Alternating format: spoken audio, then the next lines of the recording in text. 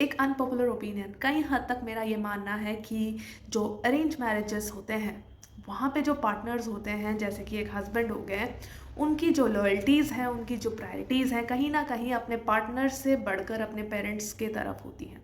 And जिसके कारण एक पार्टनर बहुत ही ज़्यादा ससेप्टेबल, वल्नरेबल फील करता है एंड ट्रस्ट एस्टैब्लिश होने में काफ़ी हद तक परेशानी होती है। जान लेते हैं कि ये क्यों होती है। क्योंकि जब एक इंसान अरेंज मैरिज के लिए रिश्ता ढूंढता है तो वो सिर्फ अपने लिए नहीं देखता है, वो अपने फैमिली के लिए जो भी सूटेबल रहेगा, कि उसके माँ बाप के साथ जेलअप हो सके, उसके माँ बाप के साथ घर में एक तरीके से मिलजुल के रह सके। All these things are taken into a lot of consideration rather than कि एक दूसरे में उनकी कंपैटिबिलिटी कैसी है।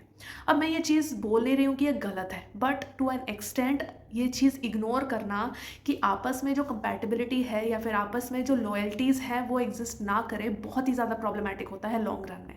क्योंकि at the end of the day, चाहे वो मैरिज अरेंज हो चाहे वो मैरिज लव हो, करना तो एज अ टीम ही पड़ेगा पार्टनर्स को। जब एक तरफ से वो लॉयल्टीज़ इस्टेब्लिश ही नहीं होती है तो दूसरी तरफ से भी वो लॉयल्टीज़ रेसिप्रोकेट नहीं हो पाती है, and this creates miscommunication. Because obviously we see a new person come into a family, to adjust to that situation the person would need support, need lot of support, but बहुत हद तक ये चीज़ एक idealistic situation होती है कि उन्हें वो सपोर्ट मिले from the family, from the husband. 20 25 28 साल तक वो लड़की ने किसी और घर में किसी और तौर तरीके से जिया है, एंड अचानक से एक्सपेक्ट करा जाता है कि वो सब कुछ अपना चेंज कर ले, अपना खाना पीना, रहना उठना, बैठना, everything, which is not humanly possible. क्योंकि they are going to face a little bit of a problem, and वो एडजस्टमेंट, वो अकोमोडेशन दोनों तरफ से होना ज़रूरी है, ना कि just from the girls and.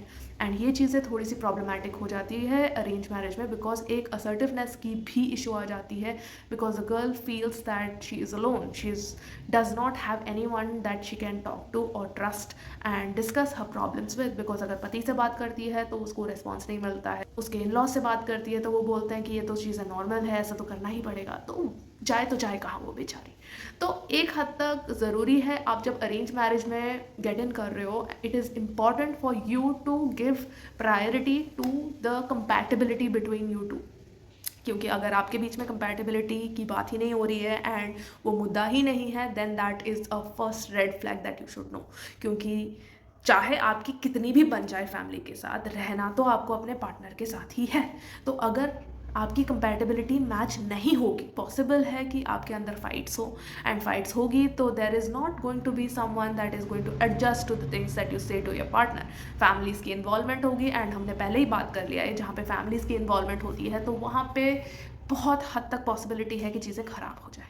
तो कोशिश करिए कि आप अपने होने वाले पार्टनर को पूरी तरीके से जाने, जितना हद तक आपके पास पॉसिबल है, जितना हद तक आपके पास टाइम है।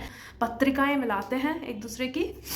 it is it is possible that you can go to a clinical psychologist who can do a personality test for both of you and see whether both of you are compatible or not, and take premarital counseling into consideration, ताकि आपको ये समझ आए कि क्या क्या चीज़ें पे काम करने की ज़रूरत है अगर हम ये मैरिज करते हैं तो। So this is it for this video, and if you want to know about anything, have any doubts, to leave your queries below. We'll try to address it or make a new video.